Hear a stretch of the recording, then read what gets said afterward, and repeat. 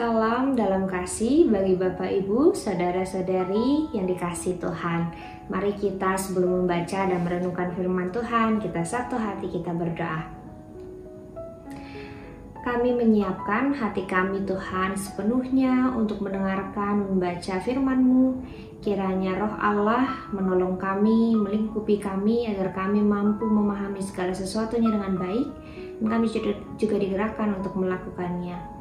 Pakailah hamba Tuhan dalam segala keterbatasannya, agar mampu menyuarakan firman Allah pada kami semua. Kepada Bapa di sorga kami berdoa dan memohon. Amin. Bapak Ibu, mari kita bersama-sama membaca dari Lukas 11 ayat 27 sampai 28. Saya akan bacakannya untuk kita semua. Ketika Yesus masih berbicara, berserulah seorang perempuan dari antara orang banyak dan berkata kepadanya, "Berbahagialah ibu yang telah mengandung engkau dan susu yang telah menyusui engkau." Tetapi ia berkata, "Yang berbahagia ialah mereka yang mendengarkan firman Allah dan yang memeliharanya." Bapak, Ibu, dan saudaraku yang terkasih, semenjak pandemi, banyak gereja melakukan upaya gimana caranya supaya sekalipun kita tidak bertatap muka secara langsung, tapi umat tetap mampu merasakan perjumpaan dengan Allah. Maka gereja memakai media YouTube dengan gencar-gencarnya gitu ya untuk menyiarkan firman Tuhan. Salah satunya dengan program Sapaan Gembala gitu ya, seperti yang sedang kita nikmati saat ini, dan program podcast, ada juga yang memang menyiarkan khotbah-khotbah dan lain sebagainya. Dengan fenomena ini sebenarnya kita akhirnya dimudahkan untuk mendengarkan firman Tuhan. Banyak orang gitu ya yang sehari sampai bisa lebih dari 2 renungan dia tonton di YouTube gitu ya, dari satu channel pindah ke channel lain dengan mudahnya hanya dengan sekali pencet. Tidak hanya renungan, pada hari Minggu orang bisa berganti-ganti gereja dengan mudahnya. Mau ibadah di sini bisa, ibadah di situ bisa, wah pokoknya tinggal sekali pencet selesai. Dengan kemudahan yang ada, dengan waktu yang fleksibel, kita ketagihan dan haus mendengarkan firman Tuhan. Hal ini tentu baik gitu ya, gak ada yang salah dengan ini. Tapi mari kita bertanya dengan lebih dalam.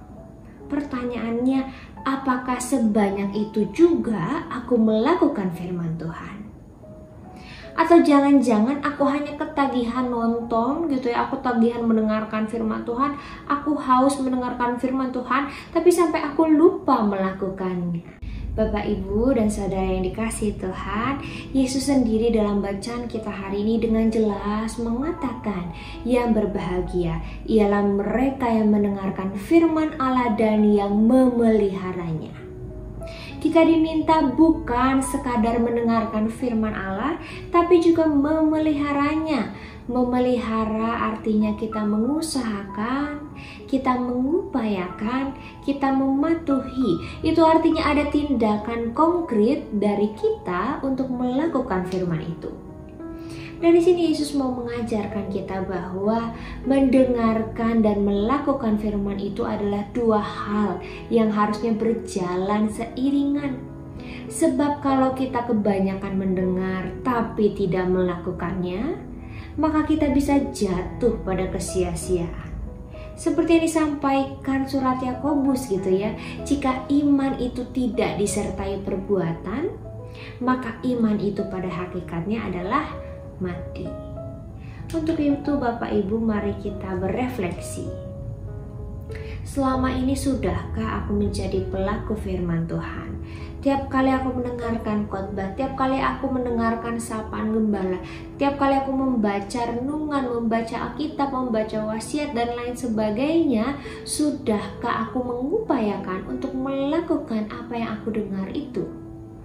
Atau jangan-jangan selama ini aku hanya menjadi seorang pendengar dan penikmat saja. Aku terpesona dengan khotbah-khotbah yang keren, wah hebat banget, keren banget, bagus banget gitu ya. Kita terpesona dengan kalimat-kalimat yang indah yang disampaikan, tapi kita tidak tergerak untuk mewujudkannya dalam tindakan sehari-hari. Semuanya lewat begitu saja. Padahal salah satu proses penting dalam pengenalan akan Tuhan adalah dengan melakukan firman-Nya dalam hidup kita. Learning by doing. Dengan mencoba, dengan melakukan, dengan mengupayakan firman itu, akhirnya kita belajar dan kita tahu. Serta kita langsung merasakan, kita langsung menghayati apa sih yang Yesus mau maksudkan lewat firman hari ini. Bisa jadi mudah, bisa jadi susah. Tapi disitulah terjadi proses refleksi dan pembelajaran yang baik untuk kita semua. Lalu pertanyaannya, apa yang harus aku lakukan agar aku tidak lupa melakukan firman Tuhan dalam hidup sehari-hari? Dari sini kita belajar. Yang pertama, teruslah haus untuk mendengarkan firman Tuhan. Karena dengan mendengarkan firman Tuhan, dengan membaca firman-Nya setiap hari, kita jadi bisa tahu apa sih yang Tuhan kehendaki dalam hidupku, apa sih yang Tuhan mau untuk aku lakukan dalam hidupku. Inilah modal utama kita. Untuk apa? Untuk melangkah menjalani hidup di dalam anugerah Allah. Pemazmur mengatakan, firman-Mu pelita bagi kakiku dan terang bagi jalanku. Betapa pentingnya firman Tuhan dalam hidup kita orang-orang percaya.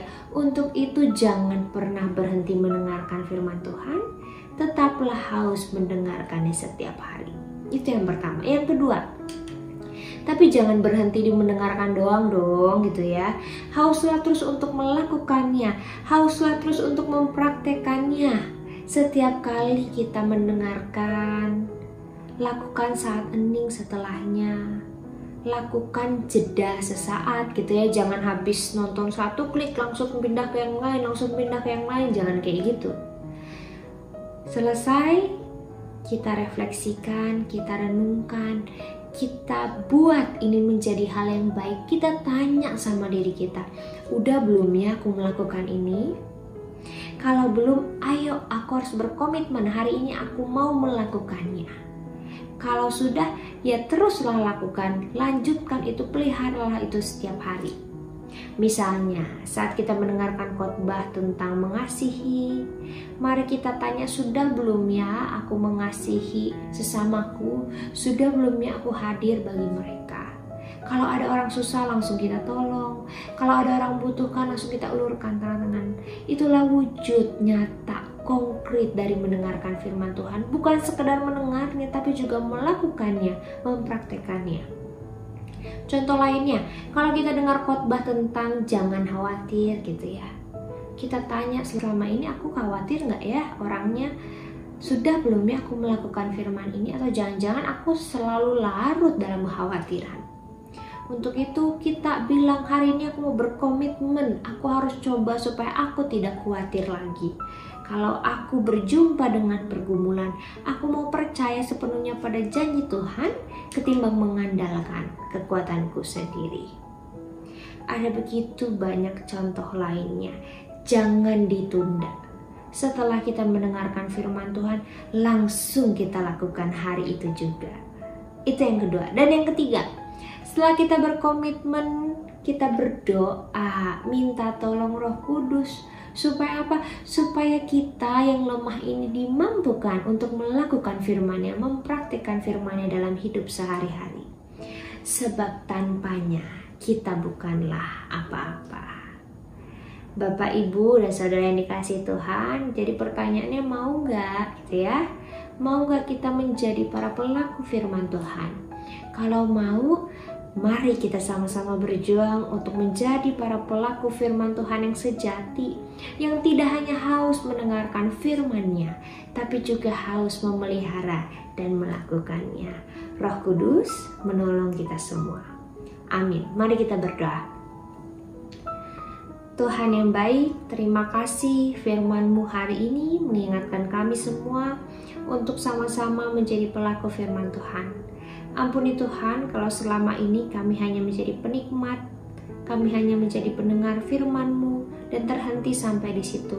Mulai hari ini Tuhan, kami mau sungguh-sungguh mewujudkan apa yang kami dengarkan, benar-benar melakukannya dalam kehidupan sehari-hari, sekalipun tidak mudah, sekalipun memang sulit, tapi biarlah Roh Allah memampukan dan menolong kami semua, sehingga kami tidak patah semangat, kami tetap berjuang untuk terus melakukan firman Tuhan.